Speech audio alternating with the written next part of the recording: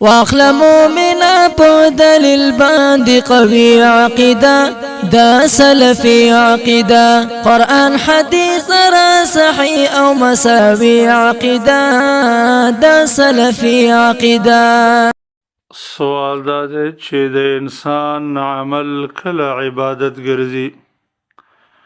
جواب دا دی چې کله د انسان په عمل کې دوه څیزونه موجود شي چې یو کمال محبت او دویم کمال ذلت، یعنی هغه عمل چې ته په الله ته ځان ذلیل کې او هغه چې الله رب العالمین سره په هغه محبت کې.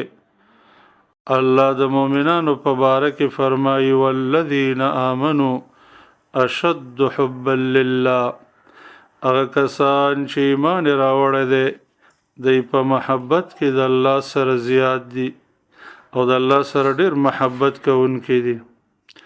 قرآن کریم کې الله فرمایي ان الذين هم من خشیة ربهم مشفقون، مؤمنان هغه کسان دي چې هغوی د الله د یېرې سره سره د الله سره مینه کوي. او بل الله رب العالمین دا دواړه جمع کړي دي په دې قول کې چې الله فرمایي انهم كانوا يسارعون في الخيرات ويدعوننا رغبا ورهبا وكانوا لنا خاشعين. دا مؤمنان هغه بندگان دي چې هغه په نیکو اعمالو کې جلتی کوي او موږ لره په یره او په مینه باندې رابلي او دغه رنګې الله رب العالمین لره اوی موږ لره عاجزي کوي، کمال عاجزي کوونکي دي.